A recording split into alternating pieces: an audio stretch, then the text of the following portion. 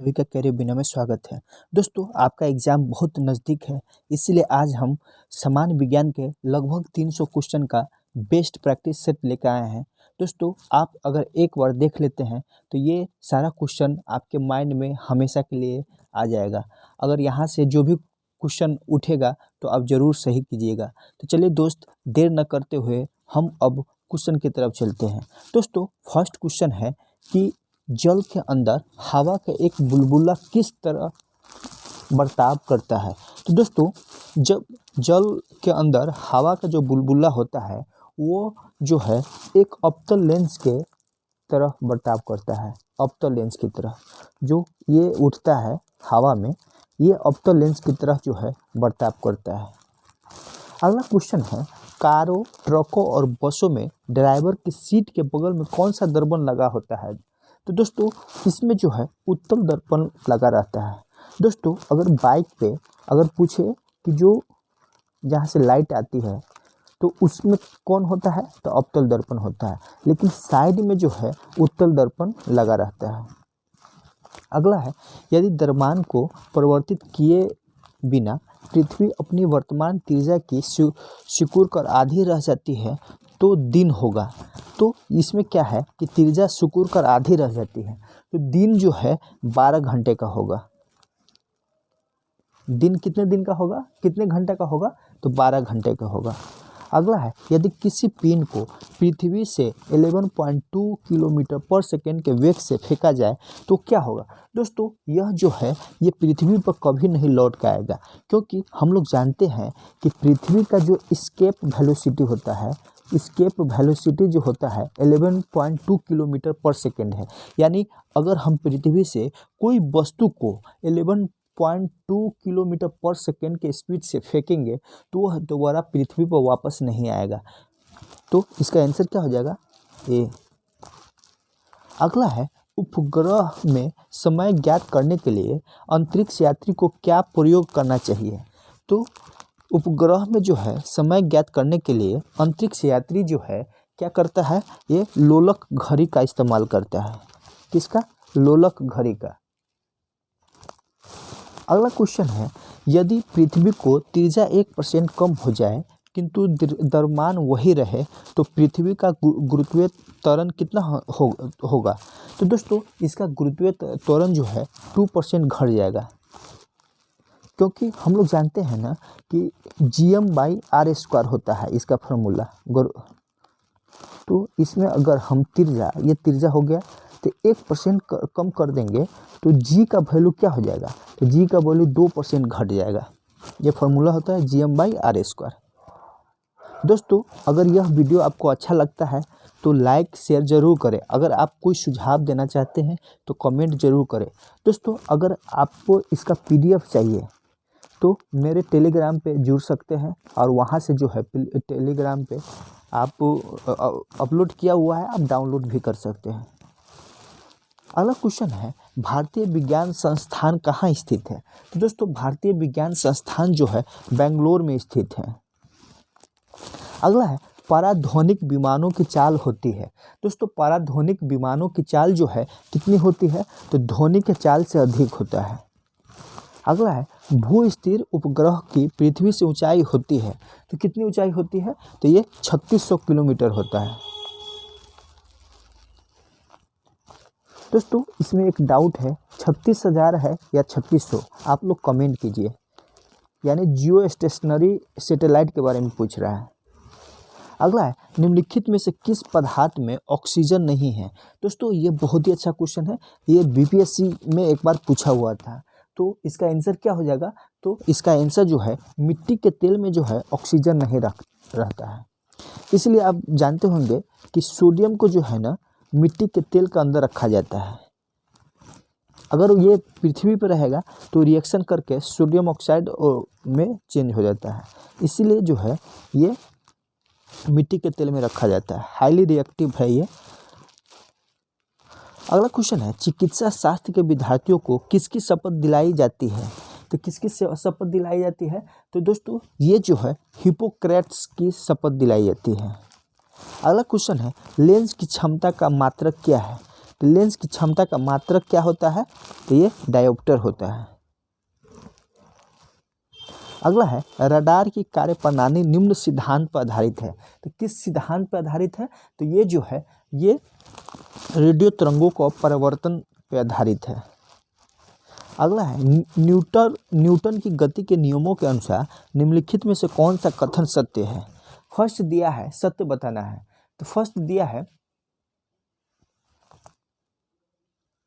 प्रथम नियम से बल की परिभाषा ज्ञात होती है और द्वितीय नियम से जो है बल की परिभाषा ज्ञात होती है।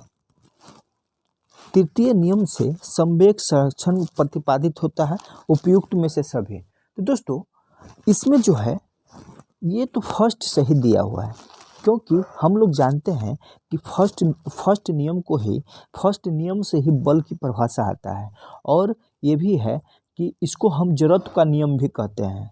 दोस्तों एक स्टैटिक जड़त्व होता है, एक गतिमान जड़त्व होता है। यानी जैसे हम बस में बैठे रहते हैं तो बस तो गतिमान है, जब बस में अचानक ब्रेक लगता है तो हम आगे की ओर झुक जाते हैं, तो ये गतिमान जड़त्व हुआ।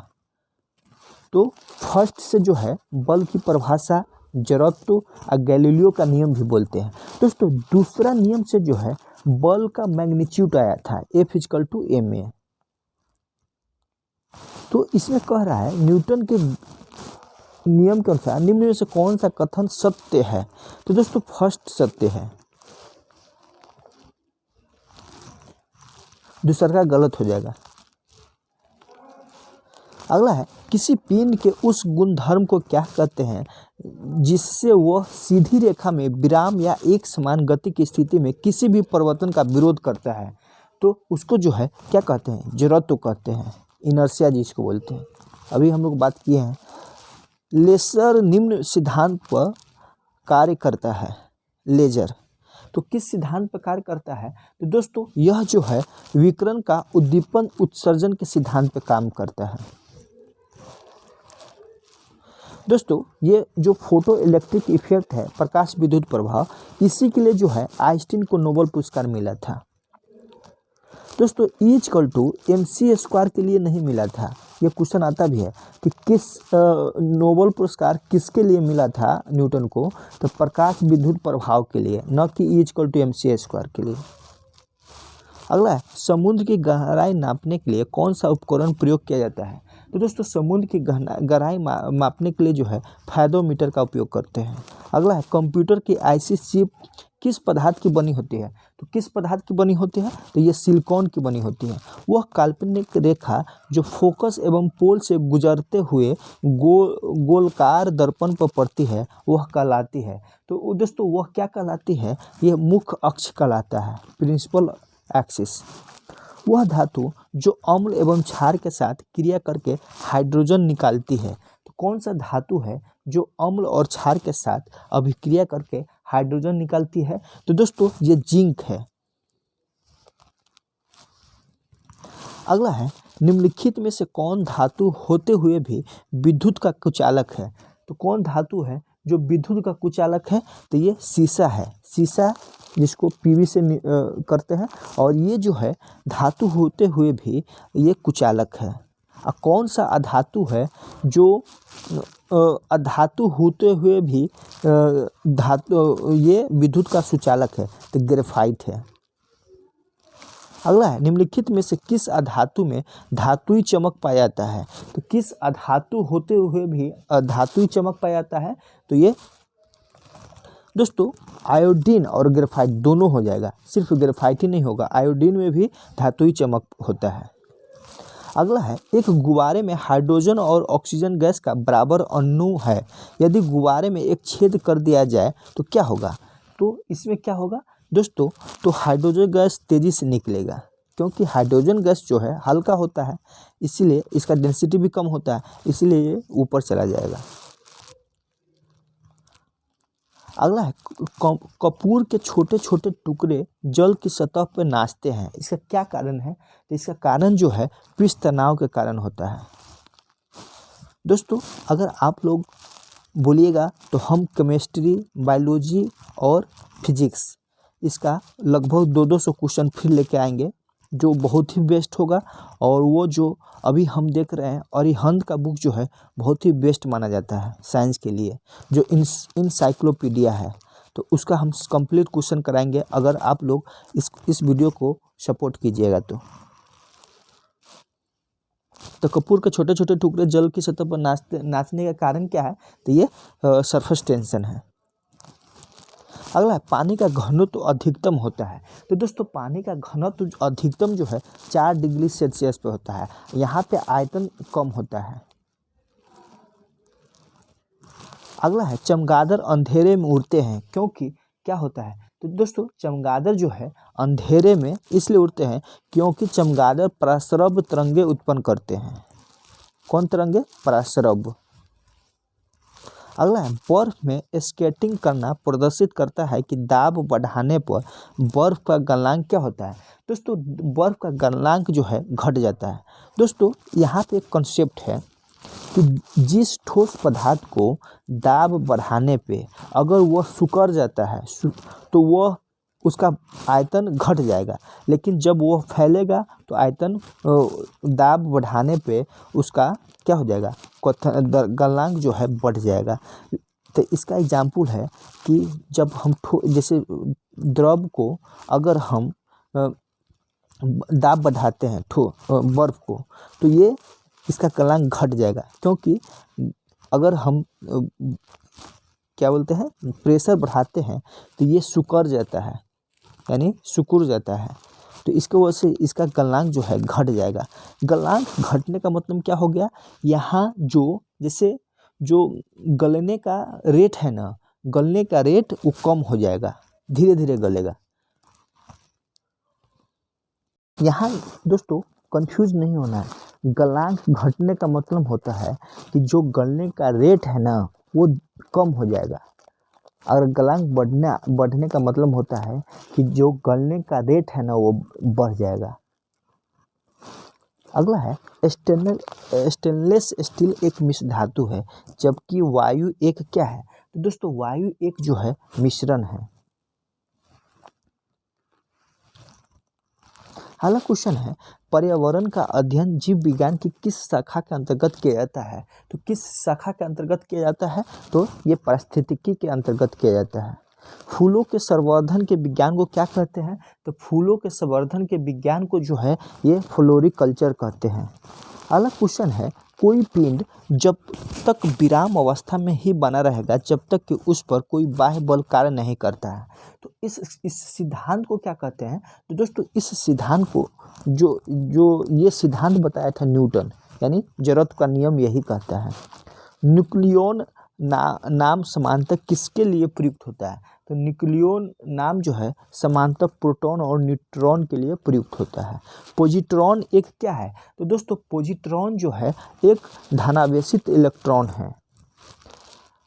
एग्रोफॉरेस्ट्री क्या है? तो दोस्तों एग्रोफॉरेस्ट्री जो है ये क्या है? ये कृषि के साथ साथ उस भूमि पर काष्ठीय 12 मासी वृक्ष लगाना एग्रोफॉरेस्ट्री है।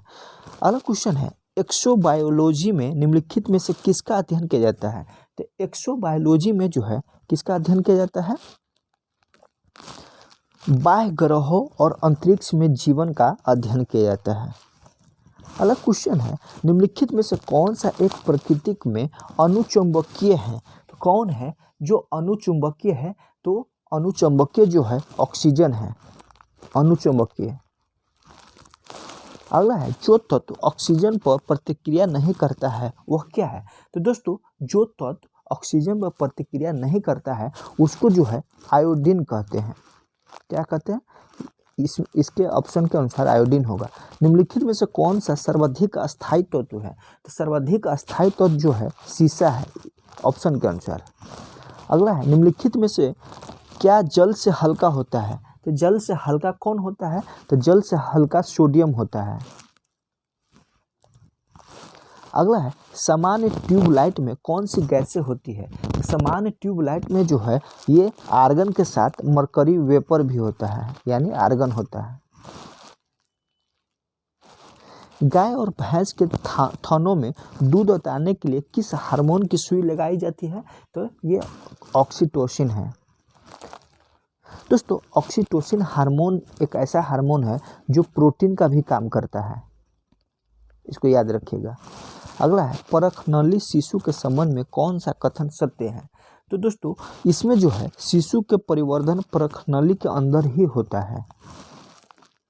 अगला है मानव शरीर में पसलियों की कितने जोड़ी होते हैं।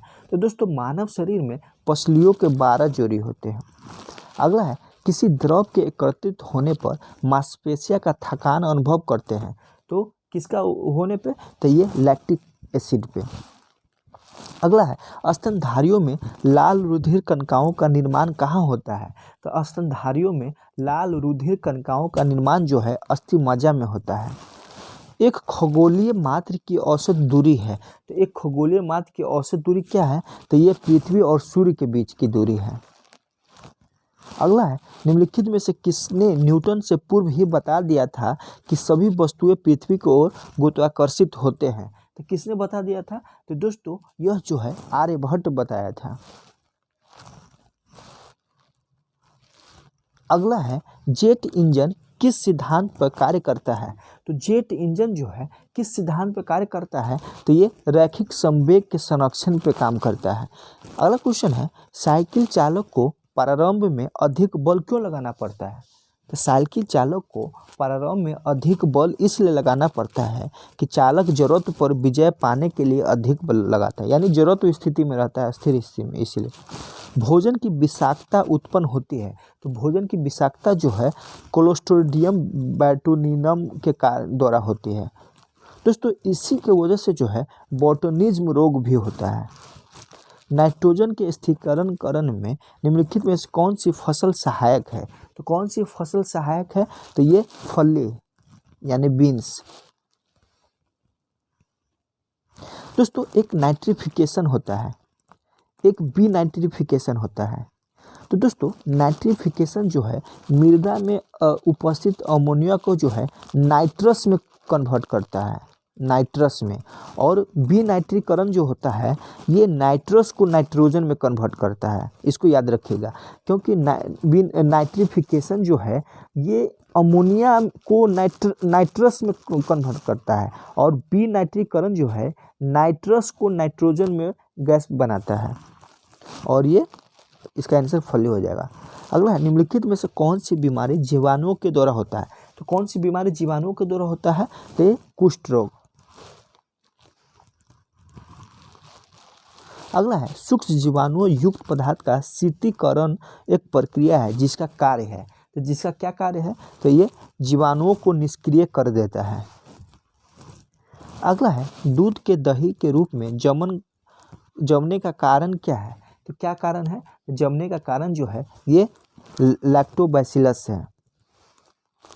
जड़ें किस भाग से विकसित होती है। तो दोस्तों जड़ें जो है किस भाग से विकसित होते हैं, तो मूलांकर से विकसित होती है। गाजर एक प्रकार से क्या है, तो दोस्तों गाजर जो है जड़ है।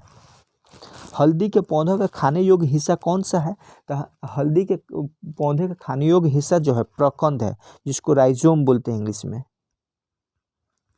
अगला है प्याज किसका परिवर्तित रूप है। तो प्याज जो है किसका परिवर्तित रूप है, तो ये तने का परिवर्तित रूप है।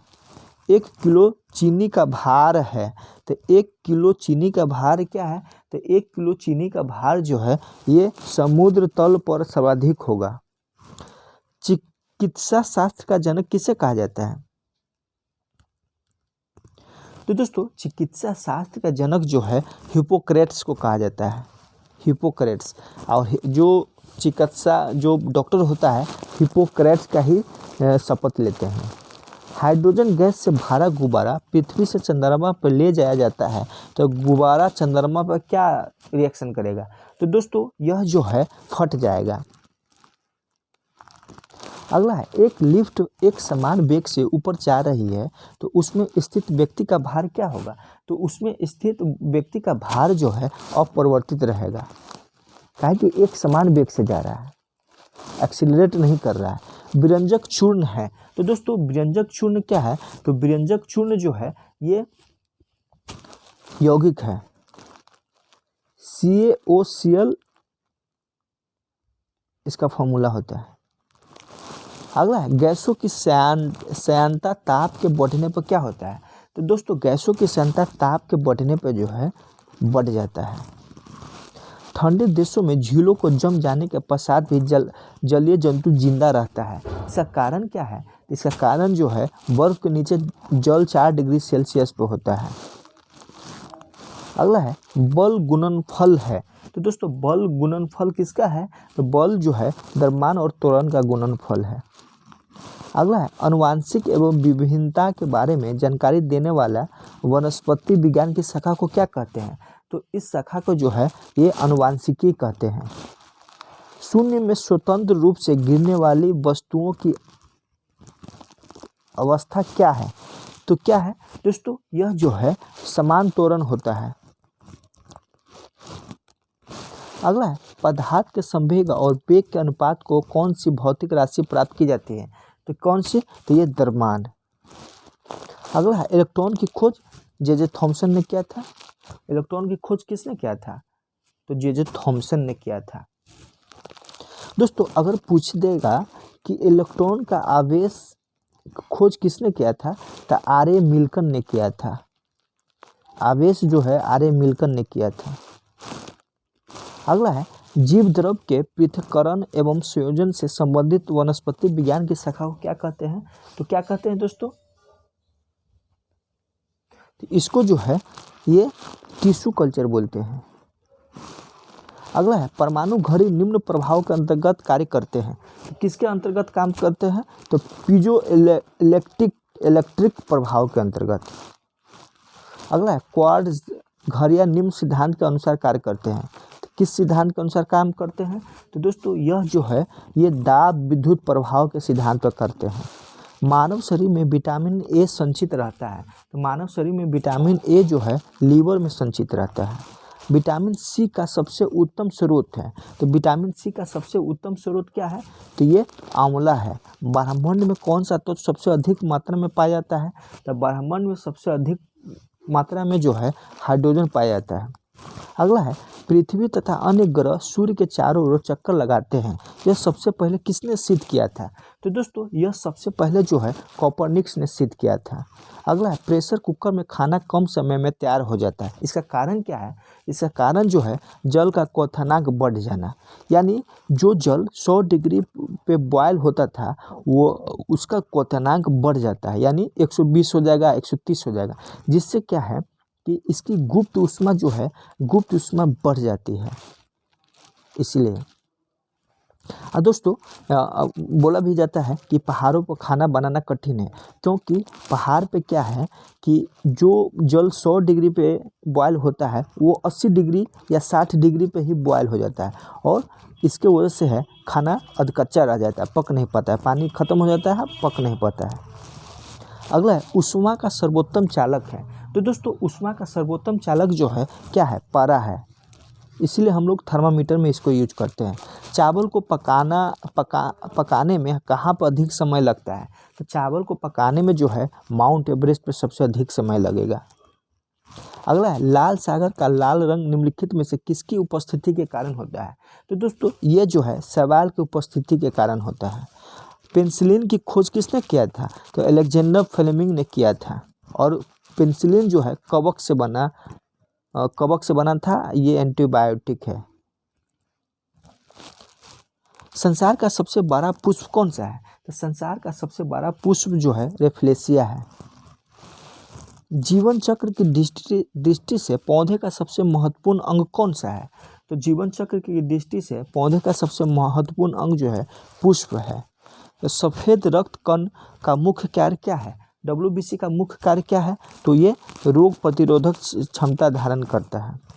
अगला है बायोलॉजी के जन्मदाता के रूप में किसे जाना जाता है। तो बायोलॉजी के जन्मदाता के रूप में जो है ये अरस्तु को जाना जाता है। अगला है किस पौधे का फल भूमि के नीचे पाया जाता है। तो किस पौधे का फल जो है भूमि के नीचे पाया जाता है।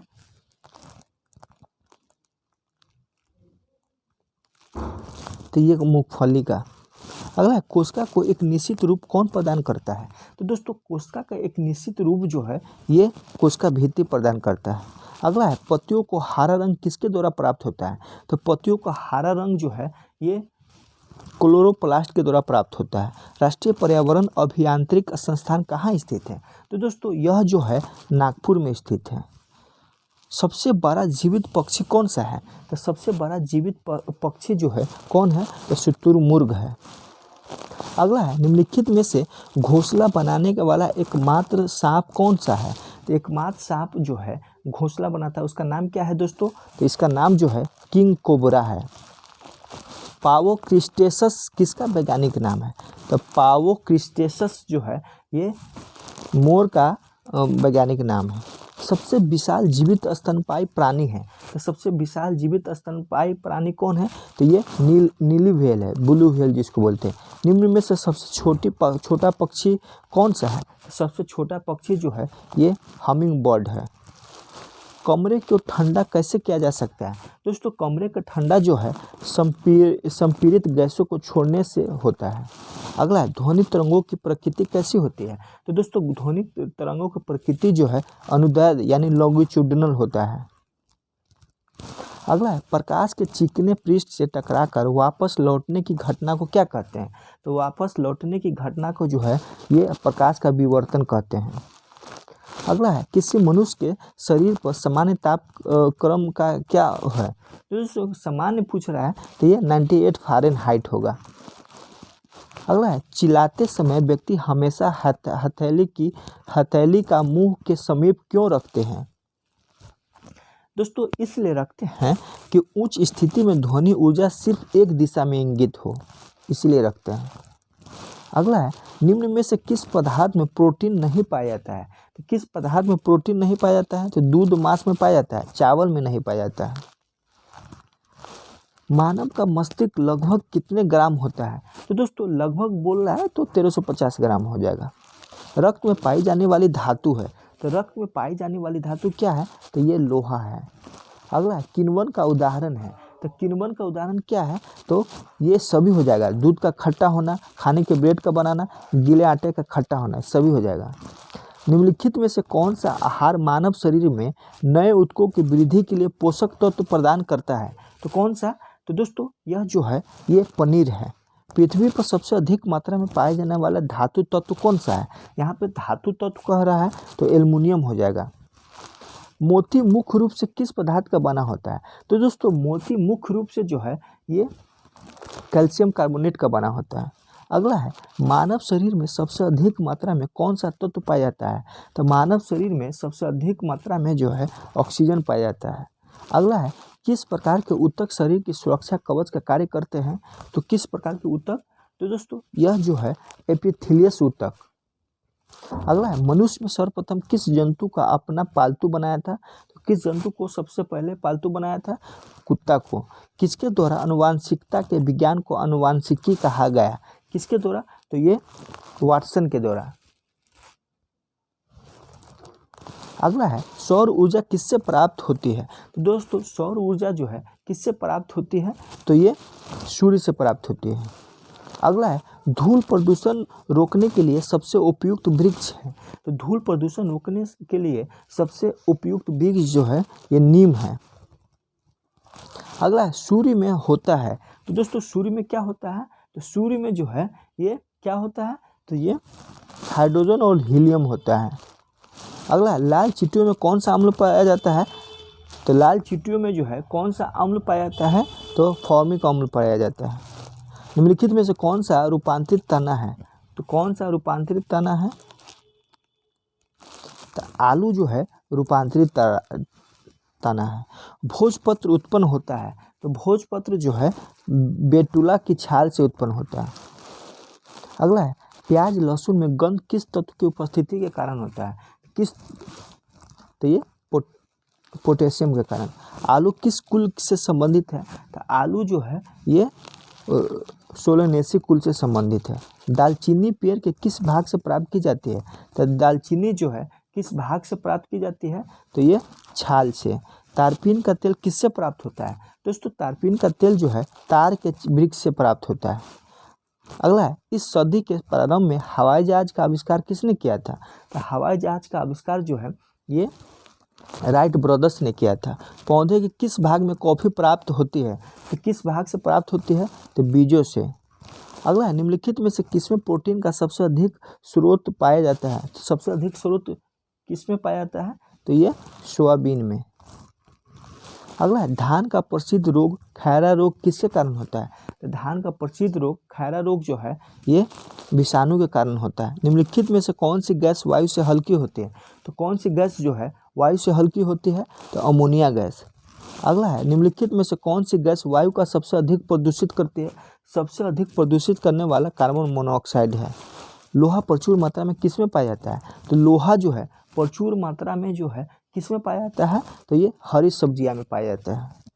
अगला है, तांबा मुख्य रूप से विद्युत चालन के लिए प्रयोग किया जाता है, क्योंकि इसका रीजन क्या है? तो दोस्तों रीजन है कि ये विद्युत प्रतिरोधकता इसका निम्न है। किस खनिज में रेडियम प्राप्त किया जाता है? तो किस खनिज में रेडियम प्राप्त किया जाता है? तो रूटाइल में। दोस्तों रेडियम जो है पिच ब्लैक से पाया जाता है।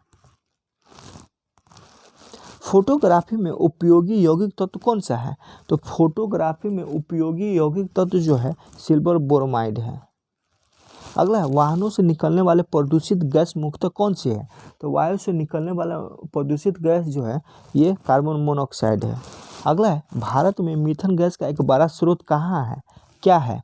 तो मीथेन गैस का एक बड़ा स्रोत जो है ये गेहूं का खेत है। गेहूं का खेत है। दोस्तों इस क्वेश्चन में भी डाउट है, गेहूं का खेत या धान का खेत होगा, आप लोग कमेंट कीजिए। अगला है, मानव शरीर में यूरिया सबसे अधिक किस में होता है? तो मानव शरीर में यूरिया जो है किस में होता है? तो रक्त में होता है।